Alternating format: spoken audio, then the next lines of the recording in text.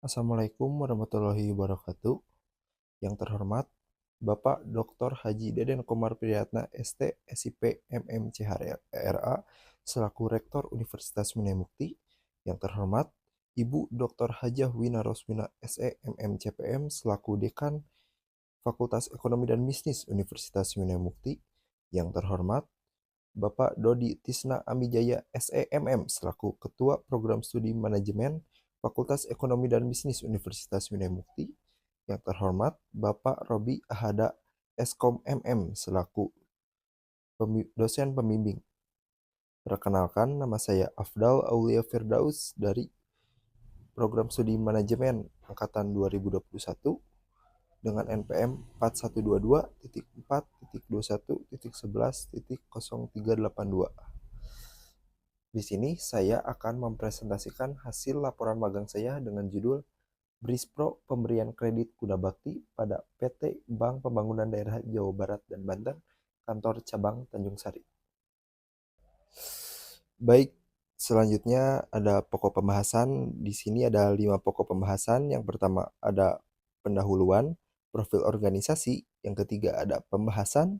Yang keempat ada kesimpulan dan saran. Dan yang kelima ada refleksi diri.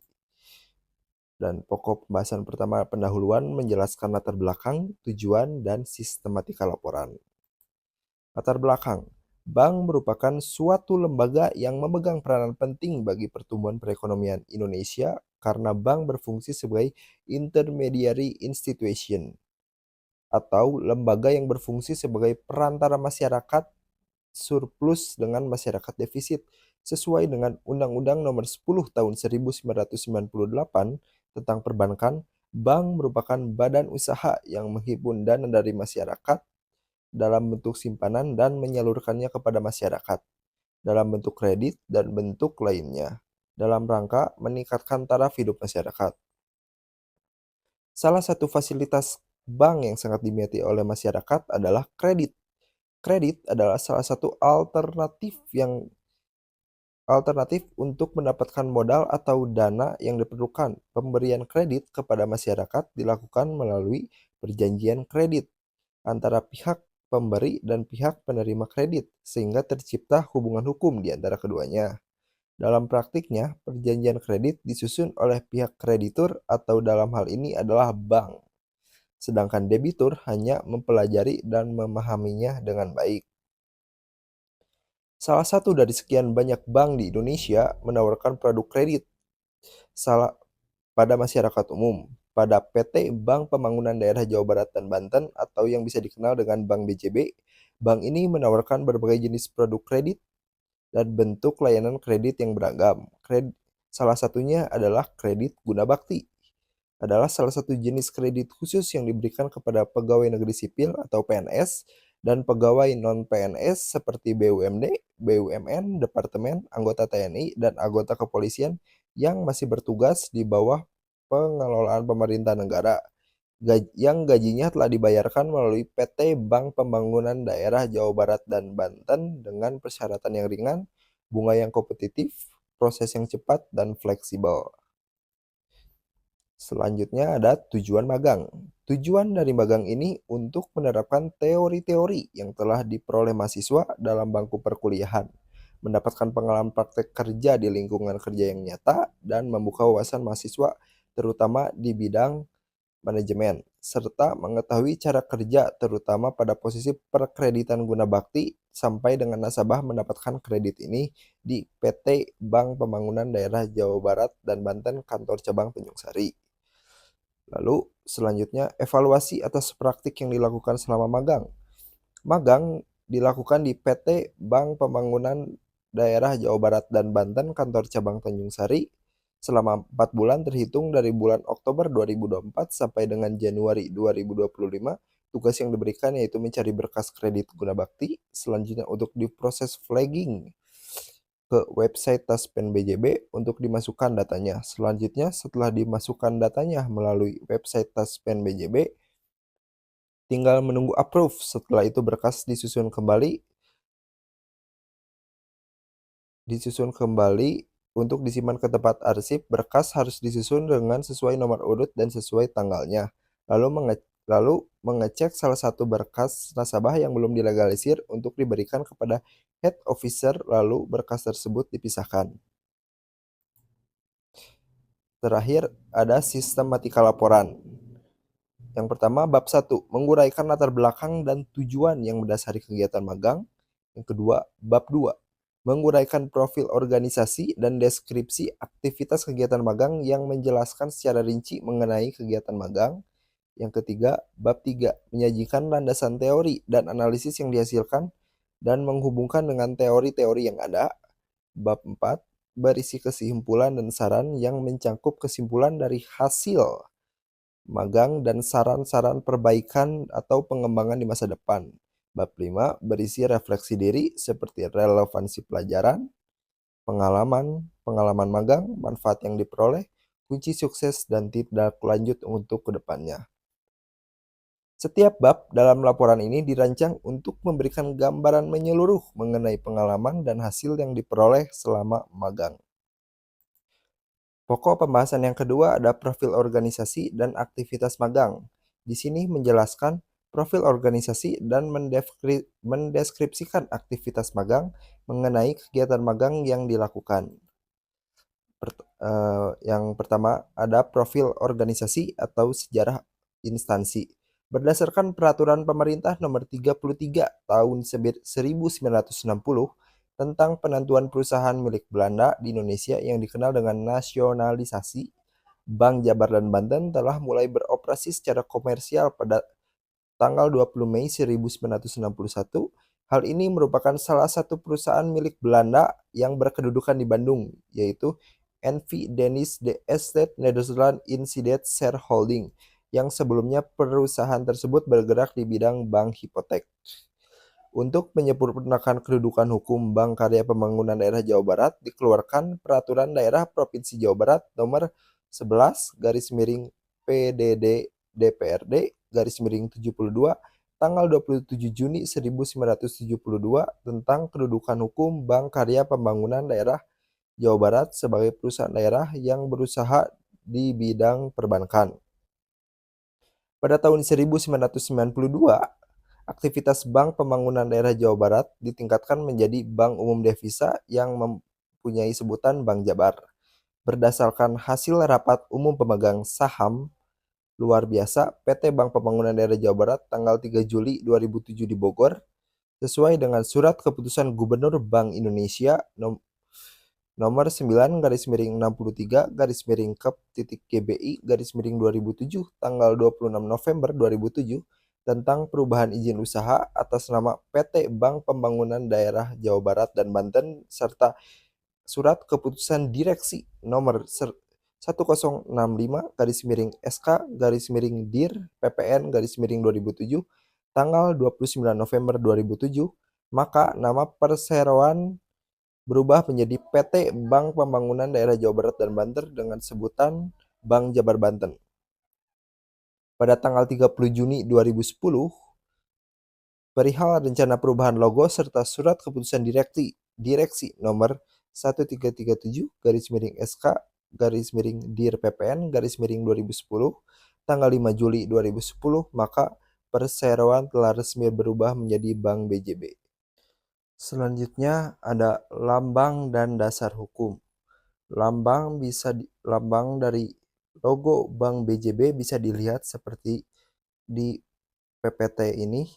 Berdasarkan hasil rapat umum pemegang saham luar biasa PT Bank Pembangunan Daerah Jawa Barat TBK nomor 26 tanggal 21 April 2010 sesuai dengan surat Bank Indonesia nomor 12 garis miring 78 garis miring APBU garis miring BD tanggal 30 Juni 2010 perihal rencana perubahan logo serta keputusan direksi nomor 1337 garis miring SK garis miring DIR PPN garis miring 2010 tanggal 5 Juli 2010, maka perseroan telah resmi berubah menjadi Bank BJB.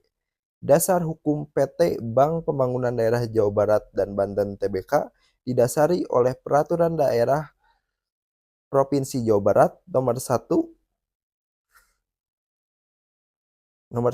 garis garis DP 040 garis PD garis miring 1978 tanggal 27 Juni 1978.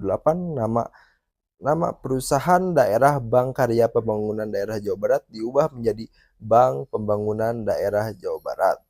Bank Pembangunan Daerah Jawa Barat ditingkatkan menjadi Bank Umum Devisa berdasarkan surat keputusan direksi nomor 25/8/Kep/Dir tanggal 2 November 1992 serta berdasarkan Peraturan Daerah nomor 11/1995 dengan sebutan Bank Jabar.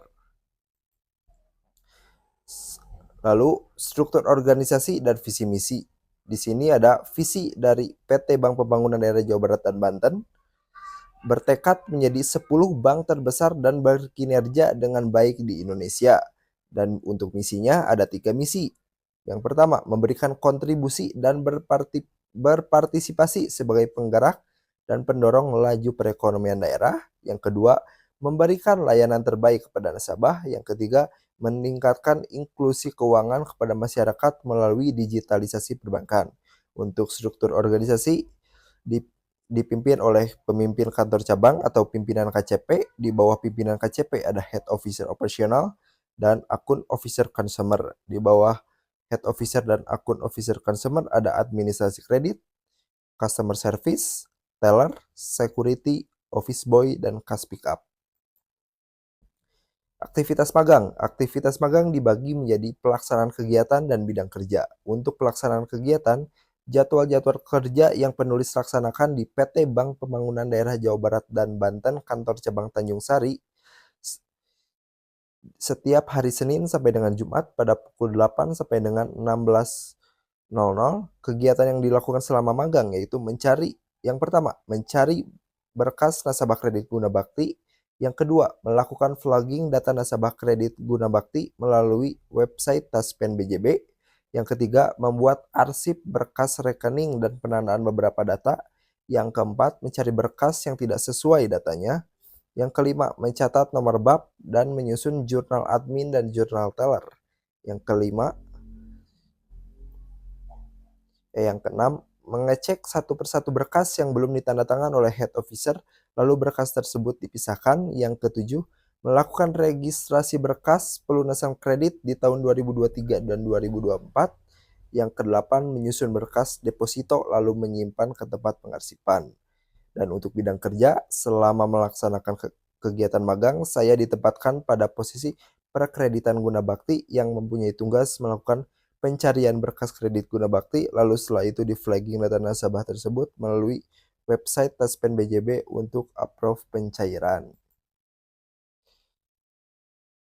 Lalu ada pokok pembahasan yang ketiga, yaitu yang menjelaskan landasan teori dan analisis. Dan dari landasan teori ada dari grand teorinya, yaitu pengertian manajemen. Manajemen adalah hal yang sangat penting tidak hanya dalam dunia bisnis tetapi dalam kehidupan sehari-hari. Menurut Griffin, manajemen adalah serangkaian kegiatan termasuk perencanaan dan pengambilan keputusan, pengorganisasian, memimpin, dan pengendalian yang diarahkan pada sumber daya organisasi, manusia, keuangan, fisik, dan informasi. Dengan tujuan mencapai tujuan, organisasi secara efisien dan efektif, banyak karakteristik yang berkontribusi pada kompleksitas dan ketidakpastian manajemen berasal dari lingkungan di mana organisasi berfungsi.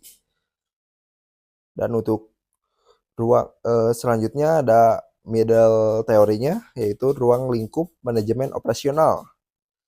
Manajemen operasional adalah kegiatan untuk mengatur atau mengelola secara optimal atau manajemen pengelolaan sumber daya dalam proses transformasi input menjadi output yang akan digunakan untuk memenuhi kebutuhan konsumen.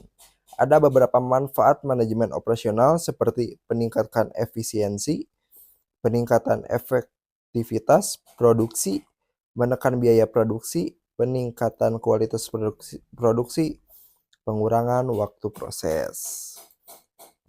Setelah Setelah manajemen operasional, di sini ada manajemen keuangan. Manajemen keuangan adalah segala sesuatu kegiatan aktivitas perusahaan atau organisasi mulai dari bagaimana perencanaan, penganggaran, pemeriksaan, pengelolaan, pengendalian, memperoleh pendanaan dan penyimpan dana atau aset yang dipunyai oleh perusahaan atau organisasi mengupayakan bagaimana agar efektif dan efisien untuk mencapai tujuan utama sesuai dengan rencana. Adapun beberapa manfaat dari manajemen keuangan seperti meramalkan dan merencana keuangan, keputusan modal dan investasi, melakukan pengendalian, hubungan pasar modal. Lalu ada dua tujuan utama manajemen keuangan seperti profit risk approach dan liquidity and profitability. Yang selanjutnya ada manajemen perbankan. Manajemen perbankan merupakan suatu ilmu yang lebih difokuskan dalam hal mengatur segala kegiatan penyerapan atau pengumpulan dana, pelaksanaan lalu lintas transaksi keuangan, penyaluran utang piutang, dan pertukaran mata uang supaya lebih efektif dalam mencapai tujuan yang telah dibuat. Adapun fungsi dari perbankan yaitu agent of trust, agent of development, agent of service.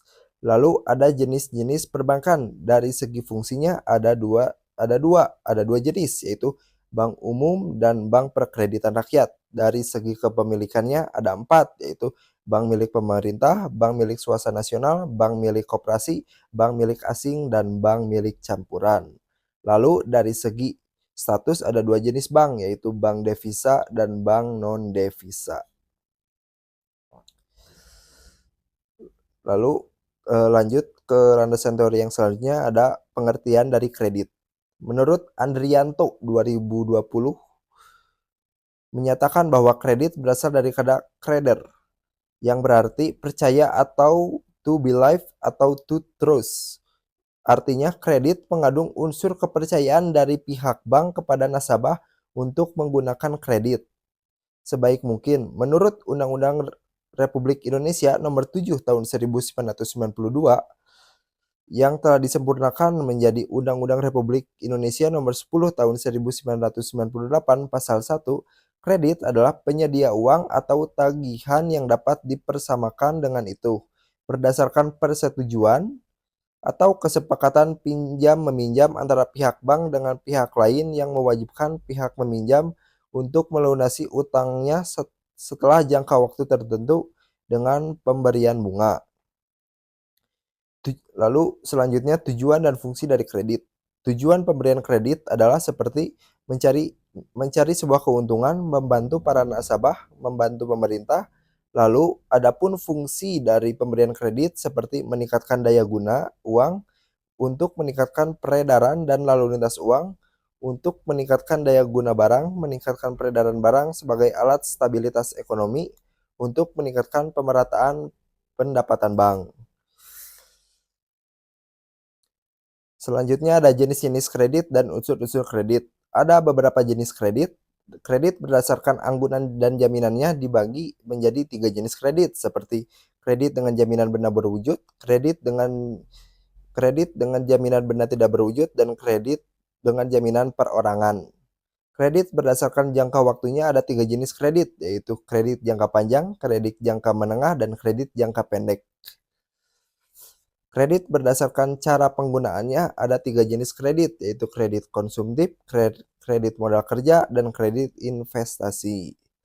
Kredit berdasarkan cara penarikannya ada 3 jenis, yaitu kredit rekening koran, kredit bertahap, dan kredit sekaligus.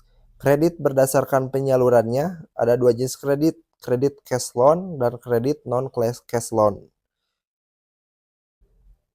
Lalu ada unsur-unsur kredit. Dalam pemberian kredit biasanya memiliki unsur-unsur seperti unsur kepercayaan, kesepakatan, jangka waktu, risiko, dan balas jasa.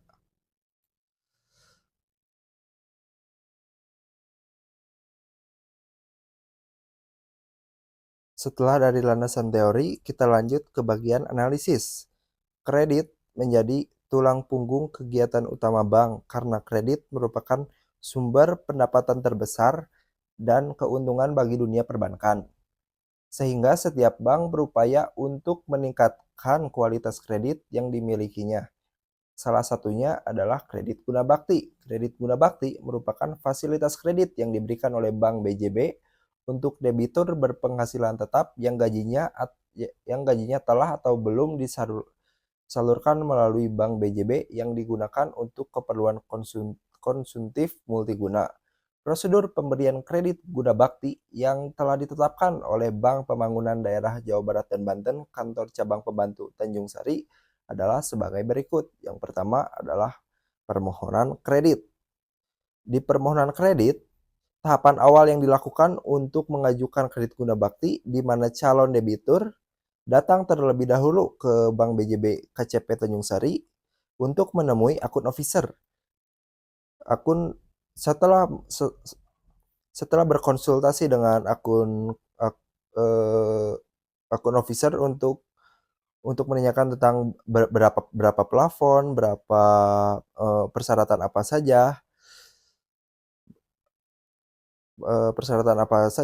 dan apabila calon debitur telah menyetujui persyaratan dan permohonan kredit, maka selanjutnya akun officer consumer segera memberikan formulir permohonan kredit guna bakti.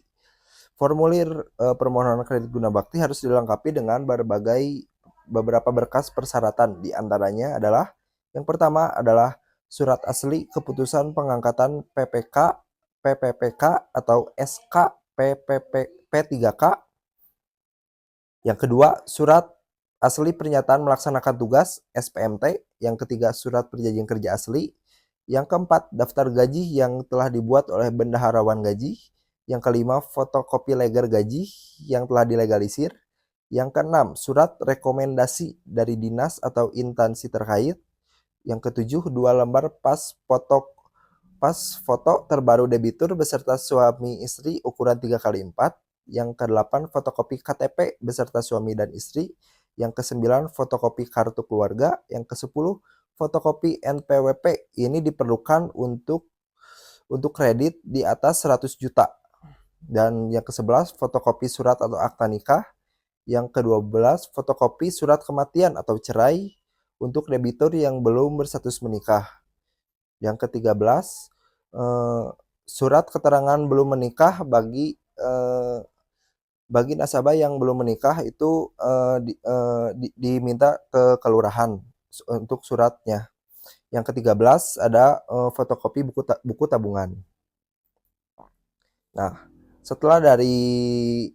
selanjutnya ada analisis kredit. Proses analisis kredit dilakukan dengan beberapa cara, yaitu yang pertama, dicatat dalam register permohonan kredit consumer. Kedua, diverifikasi kelengkapan dan keabsahan setiap dokumennya. Apabila berkas permohonan kredit lengkap, proses akan lebih lanjut. Apabila berkas tidak lengkap, maka petugas administrasi jasa dan kredit akan menginformasikan kepada debitur berkas apa saja yang harus dilengkapinya. Ketiga, dilakukan pengecekan riwayat kredit debitur atau riwayat by checkingnya melalui sistem SLIK OJK. Hasil by checking dan berkas persyaratan kredit tersebut kemudian diserahkan kembali ke akun officer consumer untuk dianalisis lebih lanjut apakah nasabah layak untuk diberikan kredit atau tidak. Setelah dianalisis kreditnya, lalu ada namanya keputusan kredit. Setelah melakukan analisis kredit dan melakukan perhitungan plafon beserta tenor kredit selanjutnya, akun officer consumer meminta persetujuan kredit kepada pimpinan KCP. Apabila pimpinan KCP telah menyetujui permohonan kredit, maka akun officer consumer meminta petugas administrasi jasa dan kredit segera untuk membuat surat pemberitahuan kredit atau SP2K. Kemudian akun officer consumer menginformasikan kepada debitur bahwa permohonan kredit telah disetujui oleh pihak bank dan segera menentukan jadwal akad kredit debitur dengan petugas administrasi dana dan jasa kredit. Namun apabila permohonan kredit ditolak, maka pemberitahuan penolakan disampaikan melalui surat tertulis disertai dengan alasan penolakan yang jelas. Selanjutnya ada perjanjian kredit. Setelah diinformasikan terkait persetujuan kredit dan jadwal perjanjian atau akad kredit, debitur diminta datang kembali ke bank untuk melakukan akad kredit bersama dengan petugas administrasi dana dan jasa kredit. Dalam pelaksanaan akad kredit, debitur juga diminta untuk menandatangani seluruh berkas akad kredit untuk keperluan realisasi pencairan kredit dan penandatangan dilakukan di atas materai 10.000. Dan untuk materai 10.000 itu harus membawa 8 materai karena ada 8 perjanjian yang harus ditandatangani. Yang selanjutnya ada realisasi kredit. Apabila syarat-syarat dari realisasi kredit telah terpenuhi, maka petugas administrasi dan jasa kredit segera meminta tanda tangan kepada officer operasional dan pimpinan KCP untuk persetujuan realisasi. Apabila proses persetujuan realisasi kredit oleh officer operasional dan pimpinan KCP telah selesai, maka pencairan dana kredit dapat diproses oleh petugas administrasi jasa dan kredit. Setelah dana kredit berhasil masuk ke dalam rekening debitur, maka debitur dapat mencairkan langsung dana kreditnya melalui teller atau bisa diambil melalui ATM. Setelah realisasi, ada pengarsipan dokumen debitur atau pengarsipan jaminan SK dari pinjaman itu. Setelah proses administrasi, pemberian kredit guna bakti selesai sampai tahap realisasi kredit atau pencairan kredit. Maka tahap selanjutnya yaitu pengarsipan dokumen kredit milik debitur oleh petugas administrasi dana dan jasa kredit. Pengarsipan berkas kredit dilakukan menggunakan sistem kronologis atau penyimpanan berdasarkan tanggal awal kredit.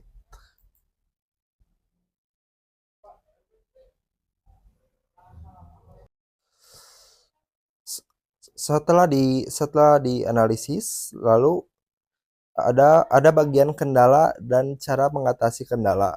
Kendala yang pertama yaitu kurangnya pemahaman penulis dalam menggunakan website Taspen BJB, kurangnya pengetahuan praktik dalam menggunakan alat kantor seperti mesin fotokopi dan mesin scan, sehingga menyebabkan praktikan sedikit terkendala dan mengoperasikan atau menggunakan alat-alat kantor tersebut. Yang kedua, dalam kelengkapan administrasi yang harus dipenuhi oleh calon debitur, terdapat kendala dalam memilih beberapa dokumen pendukung atau jaminan yang dilakukannya seperti surat SK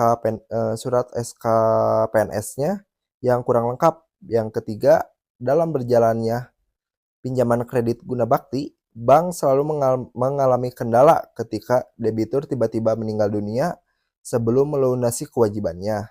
Tidak ada laporannya ke bank sehingga menyebabkan pihak bank harus memfollow up ke instansi tersebut.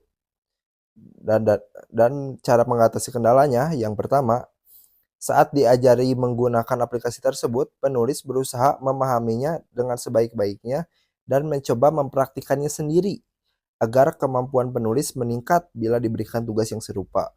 Yang kedua, menjelaskan kepada nasabah setelah ada kekurangan dalam persyaratan pihak bank, menjelaskan kepada nasabah harus melengkapi persyaratan yang belum lengkapnya. Persyaratan yang belum lengkap tidak akan bisa dicairkan dengan waktu yang cepat. Yang ketiga, pihak bank akan menghubungi pihak keluarga atau pihak instansi di mana debitur bekerja setelah pihak bank mengetahui bahwa debitur tersebut telah meninggal dunia. Pihak bank akan mengajukan klaim asuransi jiwa untuk pelunasan kredit debitur. Kita lanjut ke pokok pembahasan yang keempat, ada kesimpulan dan saran. Untuk kesimpulan, kredit guna bakti termasuk kredit konsumtif yang merupakan salah satu fasilitas kredit yang diberikan dari Bank Pembangunan Daerah Jawa Barat dan Banten atau bisa dikenal dengan Bank BJB, yang diberikan kepada debitur yang berpenghasilan tetap seperti PNS atau non-PNS di bawah BUMD, BUMN, perusahaan non-swasta, anggota TNI, dan anggota kepolisian yang gajinya telah disalurkan melalui PT Bank Pembangunan Daerah Jawa Barat dan Banten atau Bank BJB. Prosedur pemberian kredit guna bakti yang dilakukan PT Bank Pembangunan Daerah Jawa Barat dan Banten Kantor Cabang Tanjung Sari sudah tersalurkan dengan efektif dan efisien, serta para pegawai telah mengikuti prosedur yang sudah ditetapkan dalam pemberian kredit yang dilakukan oleh Bank Pembangunan Daerah Jawa Barat dan Banten Kantor Cabang Tanjung Sari berjalan dengan baik sesuai dengan target pasar yang ditemukan, serta dengan persyaratan yang cukup jelas sehingga dapat terrealisasi dengan mudah dan cepat. Adapun saran dari penulis, pada tahap proses permohonan kredit sebaiknya tidak perlu dilakukan verifikasi melalui wawancara untuk mengefisiensikan waktu, karena kegiatan wawancara saat verifikasi akan menghambat waktu dalam proses pemberian kredit guna bakti. Itu sendiri, jika yang mengajukannya permohonan kredit guna bakti banyak, maka waktu untuk melakukan wawancara hanya akan memperlambat waktu. Serta bagi perguruan tinggi, bagi penulis menyarankan bahwasannya lebih memperjelas pelaksanaan kegiatan magang ini dan persiapan apa saja yang harus dilakukan dari administrasi dan sebagainya agar pelaksanaan magang bagi semua mahasiswa dapat berjalan dengan baik karena sudah ada prosedur yang ada. Lanjut ke pokok pembahasan yang kelima, ada refleksi diri. Refleksi diri terdiri dari relevansi pembelajaran selama perkuliahan yang bidang diterapkan selama pelaksanaan magang, pengalaman, pengembangan soft skill yang telah didapatkan selama kita magang, manfaat yang diperoleh mampu mengembangkan dan mencoba hal baru dari sisi dunia kerja seperti mencoba eh, mempraktikkan aplikasi-aplikasi yang sudah diterapkan di perusahaan menggunakan alat-alat kantor pekerjaan. Tindak lanjut, kelanjutan introspeksi dan pengembangan diri tersebut. Yang terakhir ada kunci sukses. Percaya diri, jangan menyerah, tidak malu bertanya dan bertanggung jawab terhadap tugasnya. Dan terakhir di sini ada bagian dokumentasi. Ya, untuk yang pertama di sini ada dokumentasi sedang merapikan eh, kertas mutasi rekening nasabah. Yang kedua, ada dokumentasi sedang mencari berkas nasabah kredit guna bakti. Yang ketiga itu ruangan permohonan kredit. Yang ketiga eh, itu itu dokumentasi mengisi atau menandai data nasabah yang harus diisi. Yang ketiga, yang kelima itu mengecek berkas yang belum ditandatangan oleh head officer atau pimpinan KCP. Yang kelima, mengisi data nasabah untuk di-vlogging melalui website Taspen BJB.